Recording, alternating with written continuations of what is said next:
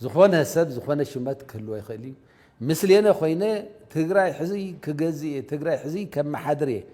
أنا إذا فلت لكم زبل السبقين كاب جيجو كم مهرو لي أخلو زخونة تاريخ كله يخلي تتاريخه صبوك خواني يخلي ما خواني يخلي أفتاني حزب هنا زلنا وساني توقت جن نزيه زباو من قصنا خامتنا خارن نسراوي تجري خامتنا خارن أفتم أندواني ناتنا كمعسل وسع كلام ما رأس لزيبلنا عزي أنا فلت لك أنا مثلني إيه قال ما ليلك سبعة حزب تجري من واحد مفتن بتاريخ تحتات سلز جبر كلاتنا تجارو أفتم واني ناتنا خن الربارب سراويتنا ندقف TDF نتنا آخر زي علم لخبراند زخونة TDF سراويت تجري زبنا كاب قدمون ملو دقاف زقورلون بTDF زحبن حزب إزلنا أبدق يخونا ويش تعدي عزو حاسنا TDF سراويت تجري بكل من قدي كنت أنا خارج بقى ناي TDF ناي تنكروا ناي قلبتو فلفل زخناون حزب تجري أبز حز وان كلنا أبز هلنا عقم TDF متنخر كلنا خن الرابع ربيز قبلنا صلاة واسأني إذا ولا كل نجار يقبر له بس نلبونا يفرس انت حاسيبه هو حتن TDF المفرس يتقمن نزوله كلنا بروباغندا صراحتي يسرح له إلا أخو نزولهم كلهم كراخ ورون كل أخي في التنيو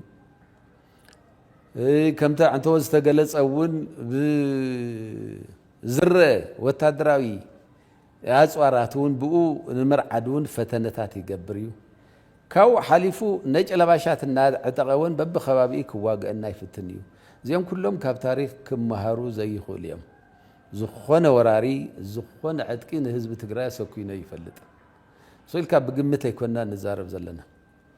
حزب تجري بسلامه ومنقد كل كفتح يفتن انت زي كوينو جن ابزخونه موائل مننتو حليفو ذهب حزب يكونن نحبنا له نية له تاريخنا ايزي لذي ابزها لنا هلينا نايز ما اخل ناي كل نجار زخنا كم عين بليان حزب تجري زحلو سراويت TDFون كل عينات دقف نقبر لنا قدامي نجار سراويتنا سراويت تجري TDF كتصلوا مزفتون السبات كلهم حزب تجري بعلو يكقال سوم زقبل بب وانو ملك عمدا غيرو سراويتن تفريسنا ياو امرار حقوقن سراويتن كنصلو تغيرنا وي نعوم تدغاغام تتقينا حسن تدغاغم حق يمسلي بزبل فلسفنا بزح يصلم زد نصلمزي كله يككلخلو زغبان سراويت نتو حسنا كل زخنه TDF سراويت تግራይ ድማ بكل بمورال متنخار يدلي بماتريال متنخار يدلي اجو خمالي يدلي باكل متنخار يدلي ስለዚህ حسنا زخونه سراويت مدما بحز لنا يتعفف اوان نعو كم متنخار وصا خاله ممارص ስለዘይብና بكل ገጹን سراويت تግራይ نTDF محجاز يدلينا اي كم تانا كلتشحن 13 اتي بعلو تهزبي اب دغ زلو وشتون علم لخ براند زغورن TDF حزون براندنتو تطناخيرو كقصل له تحزين ريزلنا دمنا خوينات نالبات تتجمير كواس قبل الحزب تግራይ ወይ ድማ ኣብ ትግራይ ጥራሕ ጠጠኩሊ ማሪካል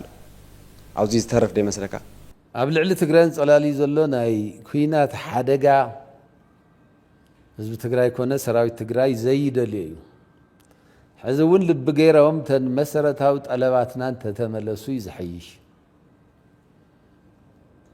ካብዚ ሓሊፎም መሬትኩም ኣይንመልስ ሕዝቡን ተፈናቀለ ህዝቢ ኣይንመልስ ሕዝቡን ብጥሜት ሙቱ ብጥሜት ርገፉ ትግራይ ሕዝቡን ክነጥፊና እንትሎ እንተይሎም ግን ዘለና መማረጽ ንባዕልና ምክልኻል እዩ ሕዚ ግን ከም ናይ 2013 ዘይክኸውን ይኽእል እዩ ውፅኢቱ ሽዑ ብዙሕ ሓይሊ ኣኻኺቦም መፅኦም ክኾኑ ዕስለ ጸላእቲ መፅኦም እዮም ገዚፍ ሓይሊ እውን ተኣኻኺቦም ክኾን ይኽእል ሕዚ ከምኡ ዝበለ ኩነታት የለን ብመሰረቱ ዝተለወጠ ኩነታት እዩ ዘሎ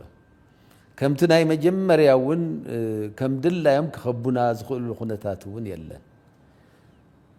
ሽዑ TDF ዝበሃል ሰራዊት ኣይነበረናን ካፍቲን ተኣኻኺቡ ንትግራይ ተኸላኺሉ ክቡር መስዋዕቲ ከፊሉ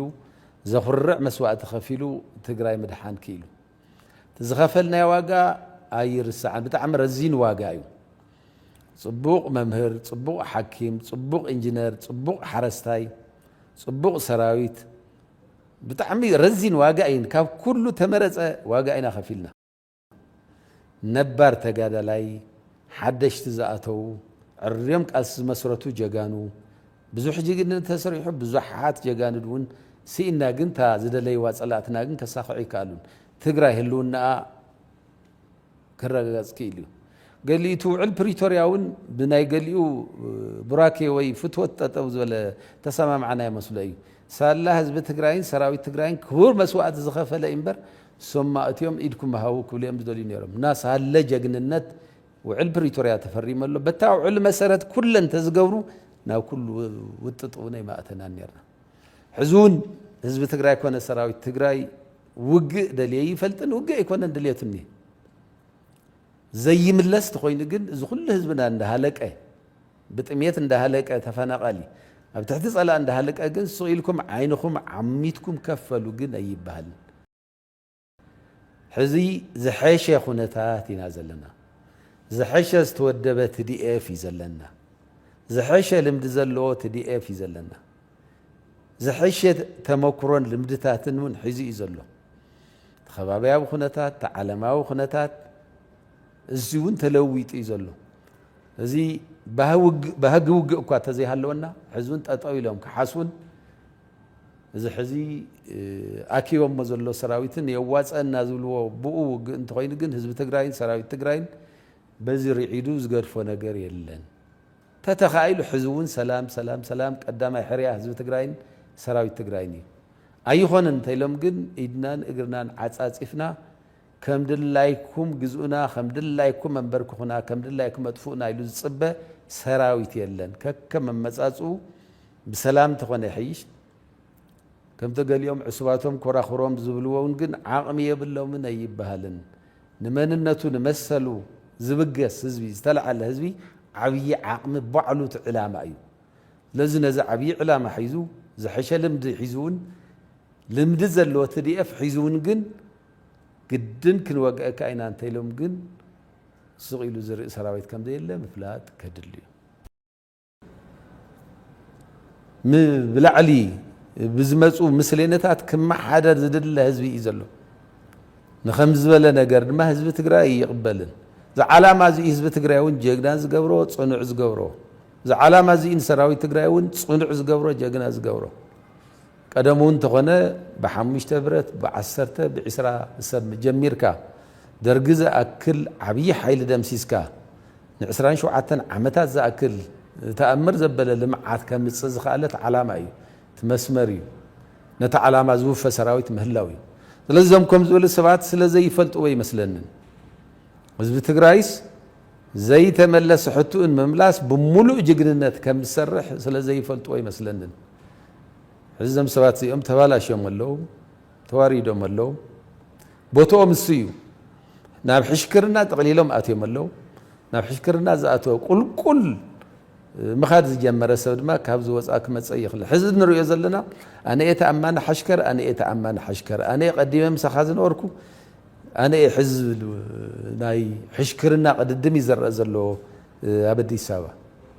ቀደም ኣብቱ ፅንተት እዋን ሓንቲ ብሕም ዘይብሉ ህዝቢ ትግራይን ትጨፍጨፍ ጀኖሳይድ እንትፍፀሞ ሓንቲ ቃል ዘየውፁ ኣብ ጎኒ ህዝቢ ትግራይ ዘይኮኑ ሕዚ ተገልቢጦም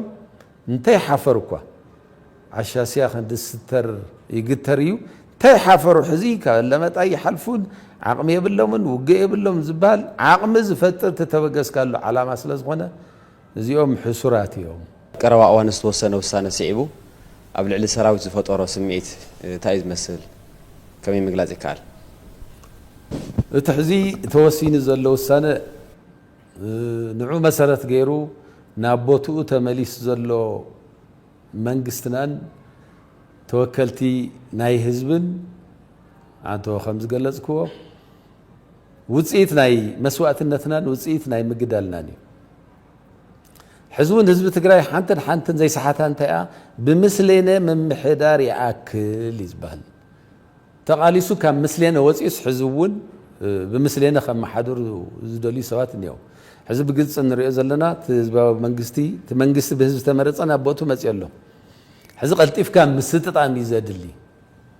زخون عينت مخنيات يلن مودما بدبدابي تشمكون ذهبني يلن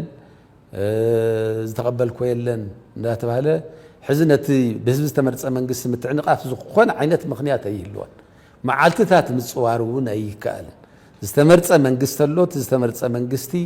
كلهم نغراتو كمعرار يلو صططو كمعرار يلو ممحدارو كمعرار يلو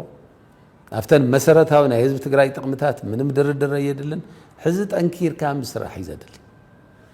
هذا كل حزب تግራይ ዝፈልጦ እንታይ እዩ ምስሌነ ዝባሃልስ ካብ ቀደሙን حزب تግራይ ተቀቢለ ይፈልጥን ሞድማ በመስዋዕቱ ዘወገደ ባዕሉ ንባዕሉ ምምሕዳር ዝለመደ ህዝቢ ናይ ነዊሕ እዋን ናይ መንግስትነት ልምድ ዘለዎ ህዝቢ حزب نريو زلنا محفر نغري بعلو تودب وكيلك سراويت وكيلك ناي سراويت وكلنا حزكا بعلو ما تمري حودبون هو حتى درادر زبال الشيسك خاب سراويت يخون لنا نتغزياو بريزيدنت اللي هيبكا انت بك انت يما خركا انا خونا ايلو انا مسلينا خوينس كما حدري انا ايه شومنيا الكا ختزار بعلو ناي نوري كم حدا تجادلاي دما نتز حلف كاي تاريخ مليو زطفي محفروني بعلو ذهبكا تماخير كان باريقني الليلكا ابغون حزبها خسلف تخوين كاون انا ون ابغون حزب يلهو زكا لنا خغبري بهالمبر بمثلينت حزون تግራይ كتم حدر مفتان فصيمو زي حسبن محفر تغباروني لذي بزي حزباو منغستنا نابوتو مبدا كل حقوسي كل حزب حقوسي اوصاي هلو وشت عدي كل حقوسي كم سراويتون نايبا علين تحسبت له انا بطعم حقوسي بب درجه زلو سراويتون حقوسيو حقوس هون له مخنيات دم الله حزباوي بحزب تمرص منغست تمصنت له كل مسانتات موسان يكاليو حيل نمكاب يكاليو نايت حزبي موبلايزن مغبار يكاليو نا بزح تقمتات اللوين لذي نزع عقمنا زئكب حزباوي منغستي نابوتو مملاسو بتاعم حقوساتنا بب درج زلون حقوسيو نزز صارر سب انتلي كن انصار حزب تግራይ طاطاو كم زولي كلته نطبي شوعته يكون اندخ اندز مريصو 10000 زمرصو سب انتلي ناي كباب محدار تليو نعم مخبار يددل قدم حزبون كو زخوننايو حزب زمرصن بيت مخرتات مفراس ايكالني ايكون اندو كلته نطبي شوعته مليون زمرصو حزبي ناي وردا ناي طابيا انتلياو نعو انا اذ فلت الكايلكا انا اذا ما حضر الكايلكا بمثلينت كتسرح يتخل حزب ما بتግራይ نويح وان زحلفه ነገር انا مثلني انا خ ماخل عدي تشيمي فدرال شيمني بعلهم تفلطوا الكا تنورو لا يكونن حزب منغست نابوتو اتيلو تبوتو زاتو منغست قلطيفو كل عينت متعرا غيرو حزب زحاتو غلغالو تاتكب حزب زحاتو ነገር خغبر دلو كخونلو يزل ناتودب كابناي وعلو ناي ممهار كاب صحتتو كاب جيجاتاتو ناتمهره زهلو دخمتاتو نارمن زمصيو ስለዚህ ካብዛ حلفه ተመክሮውን عبي لمد زلوو ودبي زلناون 50 عدن عامت لمد زلوو ودبي مدرخات كمي يحلف زفلط ودبي اتالاليا زفلط ودبي نزي تاريخاዊ ودبن نزي ጠንካራ ودبن مفراس بزوح تحاسيبيو زودب زغنا حزب ودبيو زودب زغنا يتحرستاي ودبيو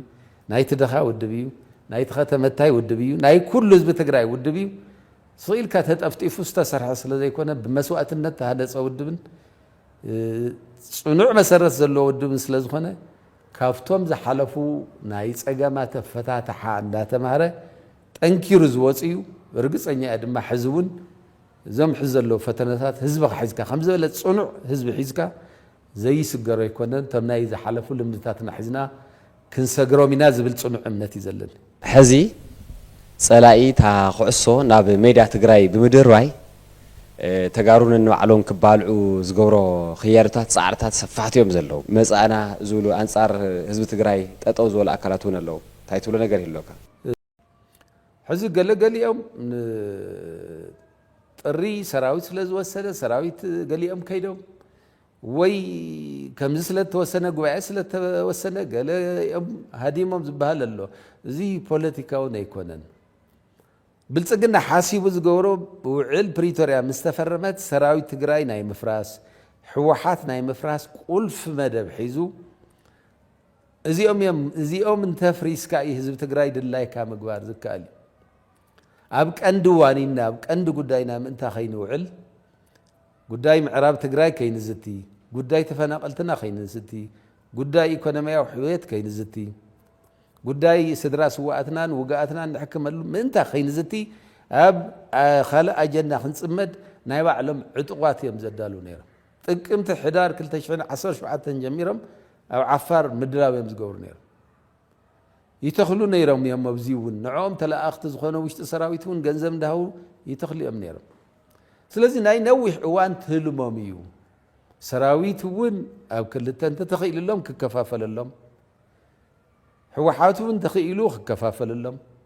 ኣብቲ ህዝቢ እውን ዘየድሊ ብኸባቢ ክኸፋፍልዎ እዚ ሕዚ ናይ ክሕደትን ናይ ድሕረትን ጉጅለ ዝበሃል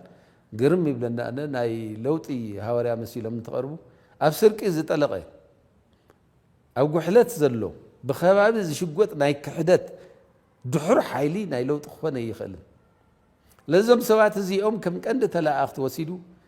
እንተስ ስምረት ይበሎ እንተስ ወለደ ይበሎ እንተስ ገለ ኢልዎ እዞም ተላኣኽቲ ናይ ብልጽግና ዝኾኑ ሓይልታት ኣብ ትግራይ ኣቐሚጡ ናይ ሶሻል ሚድያ ነጠፍቲ እውን ኣቐሚጡ ብዙሕ ቢልዮናት መዲቡ ነንባዕልና ተጋሩ ከዋግአና ይፍትነሎ እዚ ናይ ኣባ ሓጎታቶም ታሪክ እዩ ንሕና ኢና ክንልብም ዝግበአና ሕዚ ዘብ ዓፋር ይኹን ኣብ ካልእ ዕጡቕ ሓይሊ እዩ ዝብል ዘሎ ናይ ትግራይ ዘይኮነስ ናይ ብልጽግና ዕጡቕ ሓይሊ እዩ ዝበሃል ናይ ትግራይ ፕሮስፐርቲ ፎርስ እዩ ዝበሃል ናብ ንቡር ስርሑ ተመሪሱ ዘሎ ብህዝቢ ተመሪፁ ዝፀንሐ ቤት ምክርን መንግስትን ንህዝቢ ትግራይ እንታይ ረብሓ ኣለዎ እንታይ ረብሓ ከም ዘሎ ተባሂሉ ፅኢት ይግበር ከመይ ክትገልጾ 2.7 ሚልዮን ጠጠው ኢሉ እንተመሪፁ እኳ ሓደ ዓብዪ ዓወት እዩ መጀመሪ ናይ መሰል ዓርሰ ውሳነ እዚ ስለዚ በዓልኻ ብዝመረፅካዮ መምሕዳር እኮ ክትመሓደር ምፍታን ውፅኢት ናይ መስዋእትነትና ሓደ ዓብዪ ዓወት ንብሎ እዚ እዩ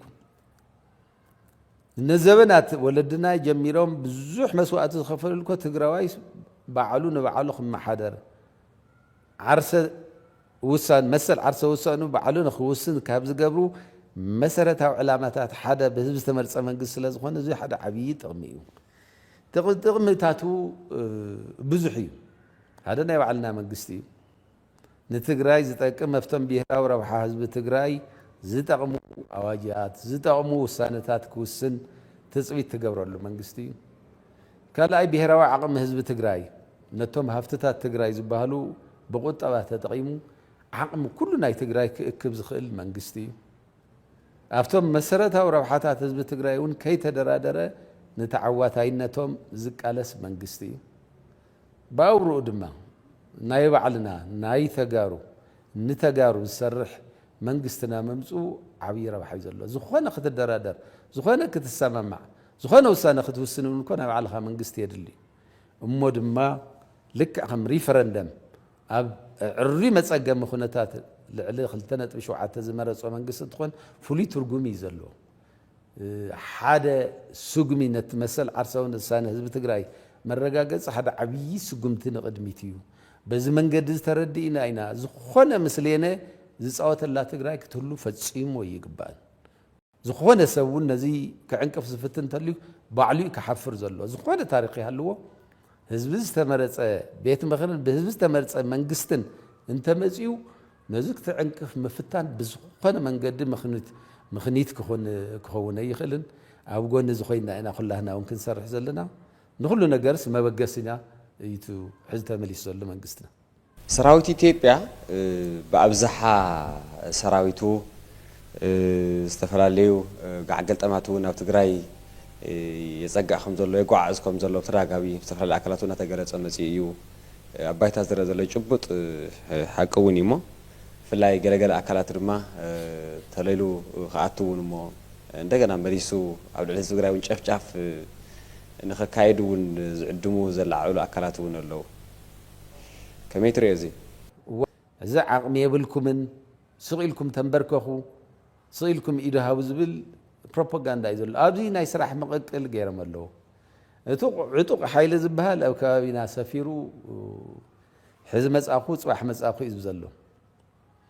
كالوتنا تو زنوحو عصبات كورا خردما بخورا خربيلو أب تجرايون وحدات زي بهالو بيلو دما بزيخن شوفكم بنا برون توقعكم بأير كتوقعكم جنزب كخلا أيو حلفس قال لي مني بتعمى نور الزربة نداد نتجراي كي يخد جنزب نتجراي كي يخد زخونا زبل عنا قرب نتجراي كي يأتي لهم ززارو منورت محفر يتجارون نسمع لنا لذي حزت هدلينا أنت أياي زم كلهم زو تجراي بزوح مكراز حلفة بوزوح وجز حلفة عندي حزون نايوج دليت زلوا حزبي يلن نخدالو نخعتق نخست أمز جورا جز زي تملس علامة لنا دقاقيمنا خنزارة ولو زلنا بقرن بتأميتن سان مدحانيتن ساقه تفانا قليل مليونات حزب لنا بزبز بالله حزبني هنا حزون بتحتس على أخوين باب معلتو زقت الحزب لنا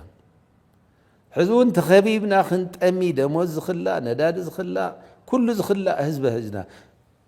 زين ده اللو عدكم فتحون تدوهايل فتصيمك خون أي خدم زين وقع مدلاي مالتونا يكونن زم قال يوم ترجم لنا زفتون زلوا زم حرحرو زلوا سبات نحنا نوقع إلنا يكوننا ندالو زلنا كم سراويتن كم هزبن جن بسلام أو من قد سكت تفنق علينا يملس قال يوم زبلنا زلوا جن نايت كززب زبهل زبعت كزز بهل حزت مزوامو خفتاز حلفة خطفأكم يندا فكرن ده هالوس سقيل هزبي تلعيلو خديم زبلنا زلوا خبل عوائب زلوا زلوا هزبنا تعزينا ده لنا كل هزب تجراي تعزيت له ولا تعزوا جن سلام يلكم زمرو يدكم من إجركم من أخاخيبكم نحنا تلا أختنا يبلس الناس وخنا الحمد لله نحن جبر عينكم تعميتكم كنا عشوكم يبدو النازل زي فزيمك خونا يخل سلازي توعل بريتوريا ملو بملو زفرس الله ناي فيدرال منجستيو توعلكو وحسنو تحليز بالنير حس قال أم حفرت زخونه بتقرأي تقميت أمون نتفت محبراو ميديا عينا تنتندي نازلو وعلس بتقرأي كم زفرسه وحد كم زفرسه عينات زم الدروس وات اللو عقبك بهالو زلومي كسع خندا يتعقستي تفناقلت بزبنا تولعوا بالسقاي حزبنا بب معالتو ببور 3 4 بيت انداموت بزحزب زملقاص طيطو كبللو ابزو خوينا مبتقراي بتنا حزبنا موتن بتنا حزبنا سقياتن زقلو دلو نتو صلابتي وحدكم كببكم انتبل مسو تحابرت خوينم حزبنا زشبرو حزبنا زرعدو زي كنا ملأخت زحلفو تلا اختب زيون اللو نزيؤمن بزقبا تحزي ناب بوتو مصي زلو منغستي ادب كتحزوم يكبا توانا ملأخت جنت اي خون زلو صلاي بكل قص كبيبو حزبون ጨፍለቅኩም ተይሉ ስቂልና ይን ጨፍለቅን وقص لزدلنا يكونن نخنواقا زي خنواقا تن علامة ربح حزب تقرأي إذا قدسنا أفتن مسرت هاو ربحاتها حزب تقرأي جن منم در يدلن أنا مودعتاي حتى بزي حلهم حزي مستناي حلو خنتا تقرأي أب قمتاتينا أب استفر على خرنعة عالم زركب تقرأي يلون بستفر على من قدتاتون كاب تقرأي مستناي بوليتيكا خنتاتون تأساسيرو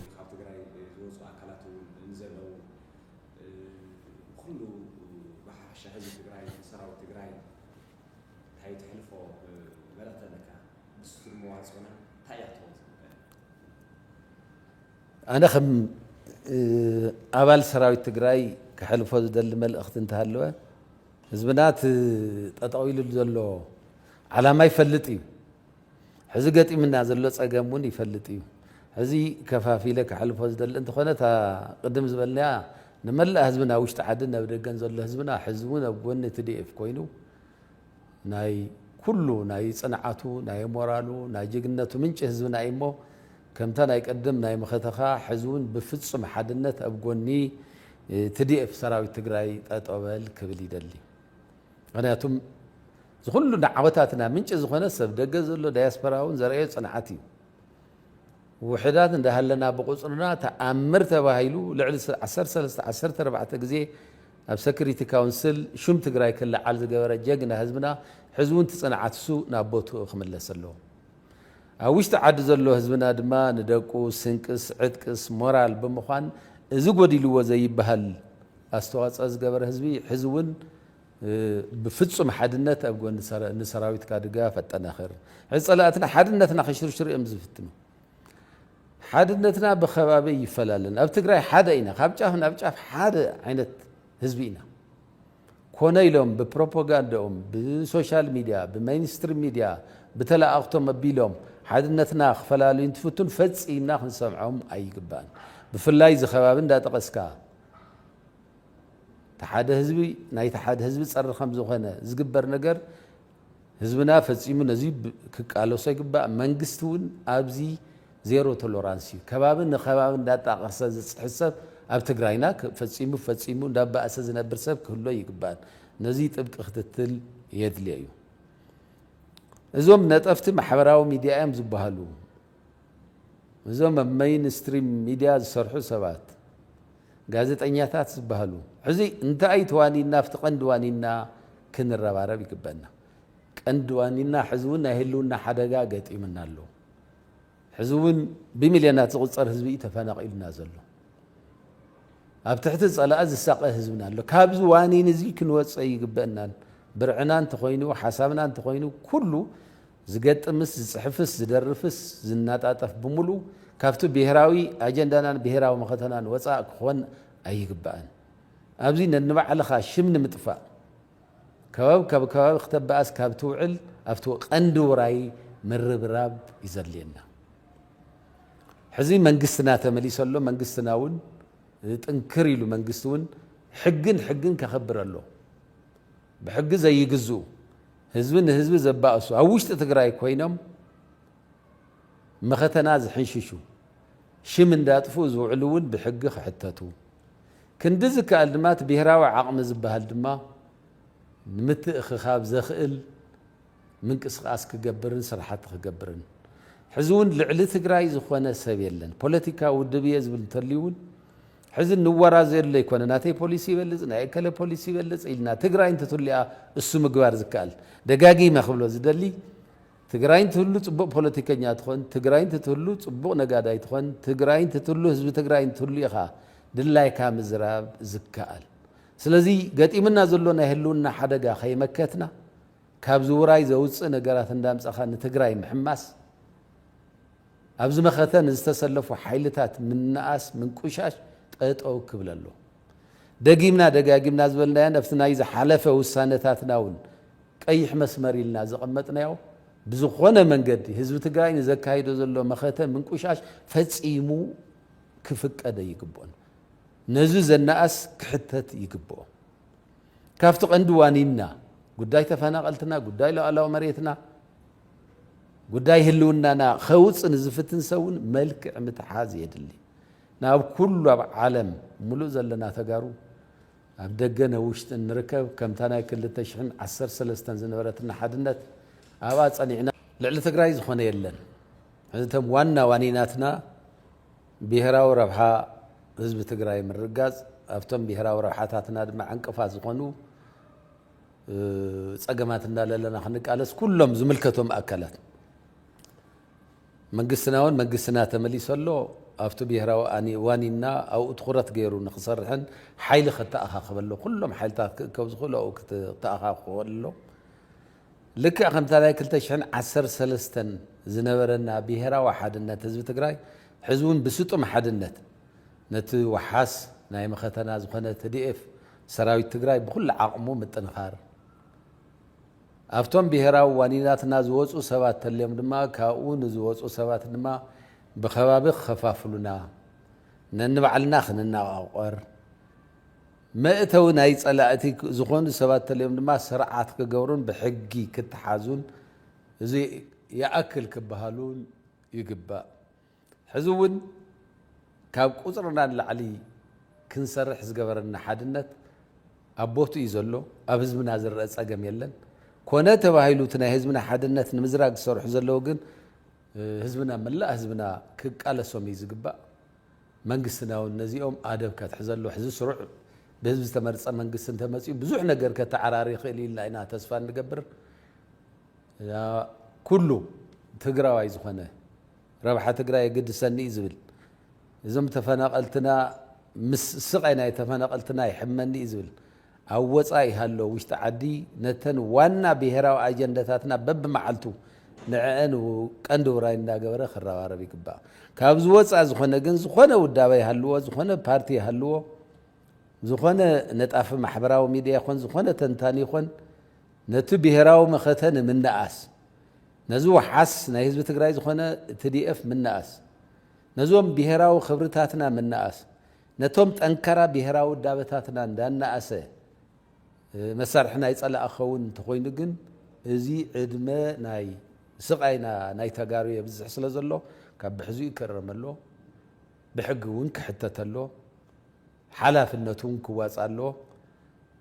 ኣብ ልዕሊ ትግራይና ሓንቲ ጥይት እውን ትኾን ግን ምስ ካልእ ፀላእ ተሓባቢሩ ክትኩስ እየ ትግራይ ከድምየ ዝብል እንተልዩ ግን ብታሪክ ዘለኣለም ተወቃሲ እንዳኾነ ከም ዝነብር ክፈልጥ ኣሎ ታወና መጥመሪትና ድማ ሕዚ ህዝባዊ ብህዝቢ ተመረፀ መንግስትና መፅኡ ኣሎ ነዚ ብህዝቢ ዝተመረፀ መንግስቲ ምዕንቃፍ ንባዕሉ ካብቶም ብሄራዊ ረብሓታት ትግራይ ምዕንቃፍ ዋና እዩ ዝኾነ ሰብ ዝኾነ ሽመት ክህልዎ ይኽእል እዩ ምስሌነ ኮይነ ትግራይ ሕዚ ክገዝእ ትግራይ ሕዚ ከመሓድር እየ ኣነ እየ ዝፈልጠልኩም ዝብል ሰብ ግን ካብ ጌጉኡ ክመሃረሉ ይኣኽሎ ዝኾነ ታሪክ ክህልዎ ይኽእል እዩ እቲ ታሪኹ ፅቡቅ ክኾን ይኽእል እዩ ሕማቅ ክኸውን ይኽእል እዩ ኣፍታ ናይ ሕዚ በፂሕና ዘለና ወሳኒት ወቅቲ ግን ነዚ ህዝባዊ መንግስትና ካብ ምጥንኻርን ንሰራዊት ትግራይ ካብ ምጥንኻርን ኣብቶም ቀንዲ ዋኒናትና ካብ ምዕሳል ወፃእ ካልእ መማረፂ ስለ ዘይብልና ሕዚ ኣነ ይፈልጠልካ ኣነ ምስለኒ እየ ገለመለ ኢልካ ስቃይ ህዝቢ ትግራይ ንምንዋሕ ምፍታን ብታሪክ ተሓታት ስለ ዝገብር ኩላትና ተጋሩ ኣብቶም ዋና ዋኒናትና ክንረባረብ ሰራዊትና እንደግፍ TDF ነጠናኽር ሓድነትና እውን ከም ትማሊ ስጠም ክብል ይደሊ